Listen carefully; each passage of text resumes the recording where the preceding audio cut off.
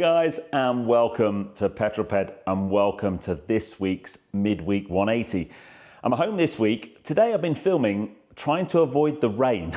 It's gone from bright sunshine to torrential downpours. It's been pretty grim, to be honest, and the temperatures started to drop as well. But I hope you are all well. If you've not seen one of these before, this is my midweek update where I bring you my news, views and information about upcoming reviews, all filmed in one take. Let's get the housekeeping out of the way from last week's Midweek 180. Leader of the pack was Malcolm Brew. Well done, mate. Joined in the Magnificent Seven by Michael Kember, Stephen Spink, Kevin DG7, Jake Warren, Gary Matthews and Owen McDonald. So whoever puts the first comment this week, you'll be my leader of the pack next week, and the first 7 comments will be in my Magnificent 7. Last week, there was some brilliant debate about what makes a supercar. And honestly, having read through all of the comments and all of the suggestions, I don't think I'm any closer to actually getting an answer to that one. I think it's very subjective, depending on what your views are of cars. I think we can all agree supercars are cool and ace, but I'm not sure exactly whether there's a dividing line that we can slot into all the various different cars out there, but never mind. Anyway, let's start off this week with some F1 from Brazil at the weekend. I don't know how many of you watched. It was a sprint race weekend, so we had a double set of action on Saturday and Sunday. A big swing in the Drivers' Championship for Lando, with Oscar basically having issues on both days, crashing out on the sprint race and then not qualifying in a brilliant place. Then when he did start the race, having a 10-second penalty, and that knocked him back into the order, so he finished 5th. So although he didn't not score any points like in the sprint race, Lando's come out of the weekend ahead by the most this year, I think. So really strong weekend for Lando. But I have to say, and this is me saying this as not the biggest Max Verstappen fan in the world, but Max Verstappen on race day was just unbelievable. To start from the pit lane, have a puncture, have to go in and change tyres when you weren't expecting to, and then drive through the field to finish on the podium. Unbelievable drive. Clearly finished in 3rd place. I think the commentary team was saying only 2 people have ever started from the pit lane and finished in 2nd place. It was a phenomenal drive. But all in all, I think the race was brilliant. There was some amazing overtaking, lots and lots of action. So a good F1. We've got 2 weeks to wait until we go to Las Vegas. There's just 3 races and 1 sprint left, all to play for still, and I just can't wait for the rest of the season. It's really exciting. Now, I want to have a chat about some news, and I'm going to try and do this in an apolitical way, because it's come out last week that in the next budget statement here in the UK, the government are going to impose a pay-per-mile scheme on electric vehicles.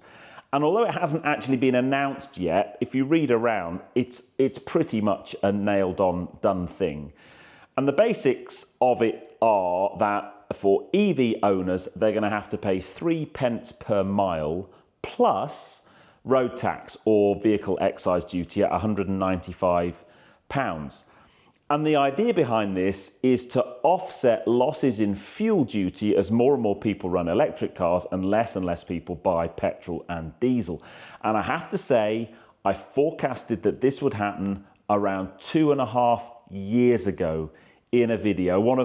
It's my second best ever performing video on the channel. It's done 2.1 million views. And I said at that time, I cannot see in the long run how the government of the day, whichever side that is going to be able to deal with the lack of fuel duty as we move away from petrol and diesel cars. And here we are, it's happening. And I kind of understand on the one hand why it needs to happen, because at the end of the day, fuel duty is a huge source of income for the government.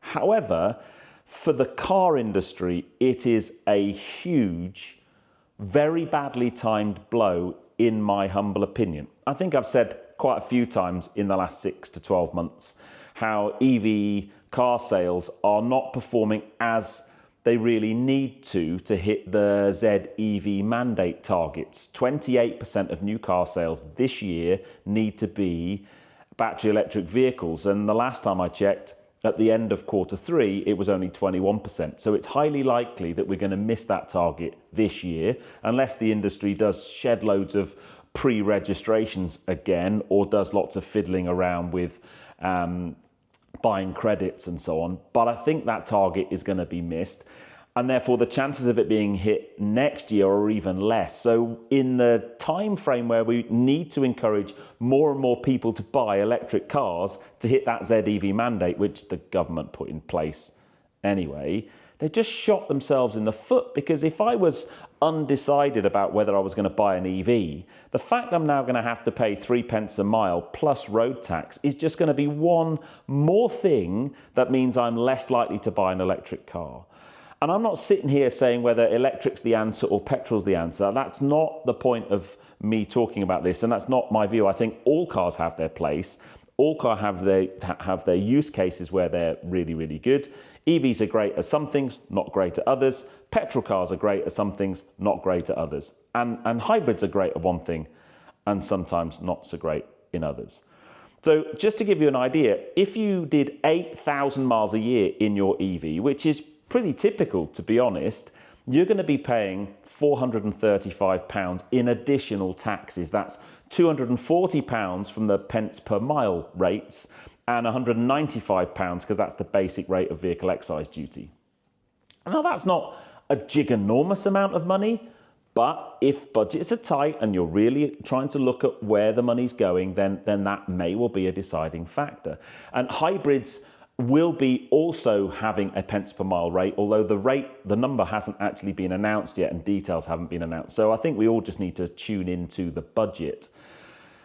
I personally think if you want to encourage people into EVs, this is not a great idea. But the thing that the government should really be concentrating their efforts on is trying to manage the cost of public charging.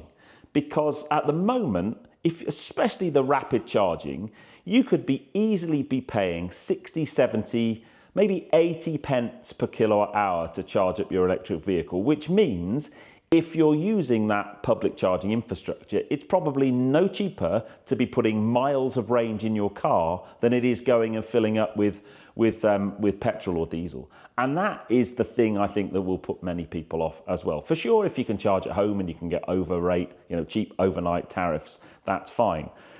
But I just think it's another typical example of politicians not having a clue how things work. And I think it's another death knell in the motor industry, because I can only see bad things happening from it. I would love to know your thoughts on the issue. Last couple of things. I was going to put an announcement out last week, but I did it on Facebook and Instagram instead. I'm delighted to announce that I'm now a brand ambassador for Lockton Performance. If you watched my last video on Friday, you may well have seen the new intro. And in fact, I had it on the beginning of this video as well. I've been working with Lockton Performance now for 3.5 years. They insure all of my cars. They insure my house and my dream garage.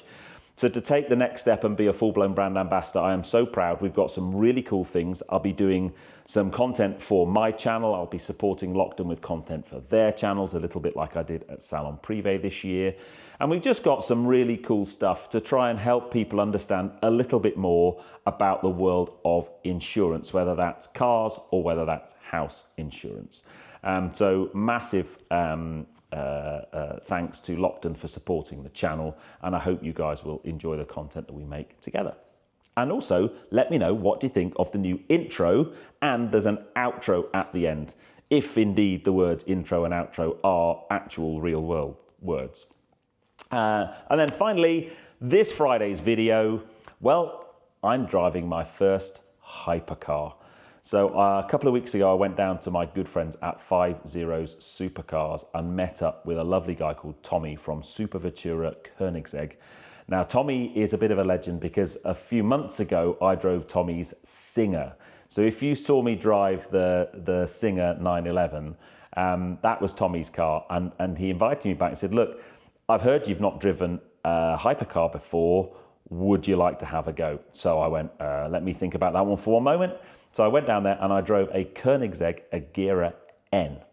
And I have a bit of a chat about, and it kind of links back to the midweek 180 question last week, what makes a sports car, supercar, hypercar? Well, what makes a hypercar is a really good question, and I try and answer it in the video. I mean, for me, the fact that the car had 1,360 horsepower and was worth over £3 million, that puts it in strong hypercar territory.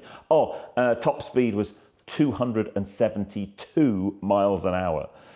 It was an amazing, amazing experience. And what I've tried to do in the video, like I do in all of my videos actually, is to try and bring you along on the journey and try and give you as much of the experience I had stepping into the world of that kind of level of performance in the car. It was quite a special day, and I hope you enjoy the video. So please make sure you tune in on Friday at 6 for that. But I'm going to love you and leave you on that one. I hope you are all well. If you enjoyed that, please give me a thumbs up. Comments below are always welcome. And if you haven't done so already, please subscribe to Petrol Ped. We are around 2,000 subscribers off of 250,000 subscribers. So please check. If you're not subscribed, hit that subscribe button. It costs you nothing. And that way you can be kept up to date with all of my latest content. But it means the world to me. To hit 250,000 subscribers before the end of the year would be amazing. But anyway, I'll leave you on that one. You take care. I'll see you on the next film. Remember, this Friday at 6 for me, driving my first hypercar. You take care, guys. Drive safe.